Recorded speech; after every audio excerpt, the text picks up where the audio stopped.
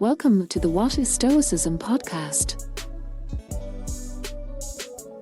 A haiku is a type of short-form poetry, originally from Japan and often composed in English versions of 3 unrhymed lines of 5, 7, and 5 syllables.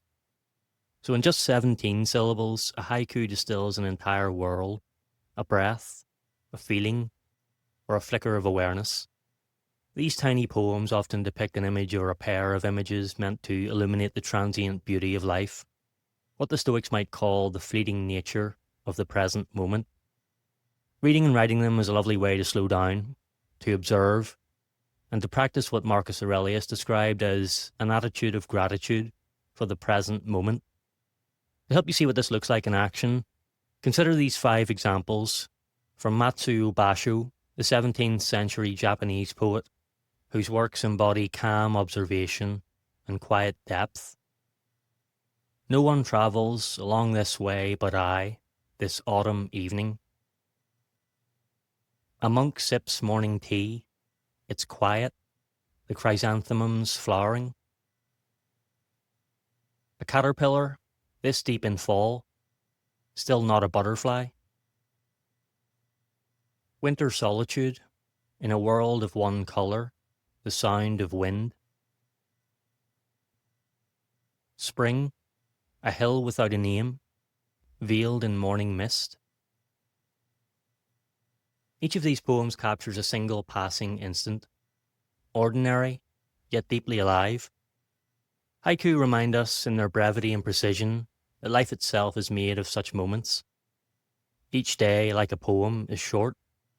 Each one demands that we look closely, feel deeply, and extract meaning before it slips away. The Stoic Seneca advised his friend Lucilius to hold every hour in your grasp. His warning wasn't about greed for time, but about awareness of its constant flight. Life, he wrote, isn't short, but we make it short by letting it slip by unnoticed. The art of living, then, lies in paying attention to the sound of wind, the warmth of tea, the colour of a spring hill veiled in mist.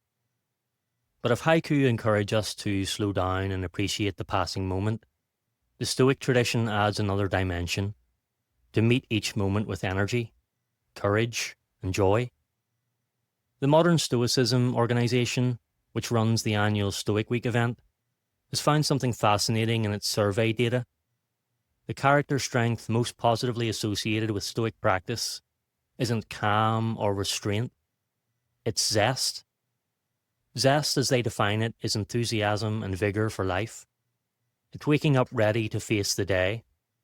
It's meeting challenges with energy rather than dread. Participants in Stoic Week reported that after just 7 days of practicing Stoicism, focusing on gratitude, reason, and virtue, their levels of zest increased more than any other character trait. This may surprise people who misunderstand Stoicism as stiff, emotionless, or detached. But the Stoics never preached lifelessness. They taught full-hearted engagement with reality. Zest, in Stoic terms, is the natural expression of living in harmony with reason and nature. When you accept what you can't control and focus on what you can, the result isn't dull resignation, it's freedom. And with freedom comes joy, vitality, and purpose. Stoicism, then, isn't a philosophy of suppression, but of celebration. Celebration of life as it is, moment by moment. Zest is the spark that animates that celebration. It's what turns the quiet awareness of the haiku into action, what turns reflection into engagement. But what if that zest feels distant? What if life feels dull or mechanical?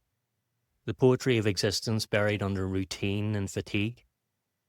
Ray Bradbury, in Zen and the Art of Writing, warns that this loss of zest happens gradually and tragically as we grow up. Quote, by the time many people are 14 or 15, they have been divested of their loves, their ancient and intuitive tastes, one by one, until when they reach maturity there is no fun left, no zest, no gusto, no flavour.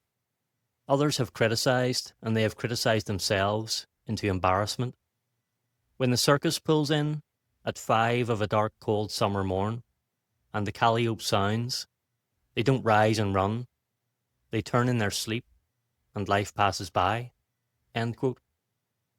Bradbury's lament could have been written for the modern age. We too often trade wonder for worry, curiosity for cynicism, energy for apathy. We stop hearing the calliope. But zest isn't lost forever. It can be rekindled, and Stoic practice provides a path for doing so. The same exercises that increase serenity also awaken enthusiasm. The morning reflection on what's in your control, the gratitude meditation, the evening review of your day. Each small act of awareness invites zest back in, like air returning to a fire. Zest doesn't mean reckless cheerfulness. It's not naive optimism or forced positivity. It's the courage to greet each moment, pleasant or painful, with readiness and gratitude. It's the energy to live fully and consciously, to notice the chrysanthemum's bloom and the whisper of the wind, to appreciate the taste of tea and the brevity of time. When we combine the reflective clarity of Bashō's haiku with the active vitality of Stoic zest, we find a way to live that is both peaceful and purposeful. The haiku teaches us to see, Stoicism teaches us to act. Together they show us how to turn fleeting moments into a life well lived. So as you move through today, take a moment to notice what's in front of you. Maybe even write a haiku about it. Then, with zest, step forward to meet what comes. Hold every hour in your grasp. Be grateful for each fleeting instant. Live with quiet attention and vibrant energy. Today, as both Bashō and Seneca might agree, is the poem. You are the poet, and it's up to you to make it sing.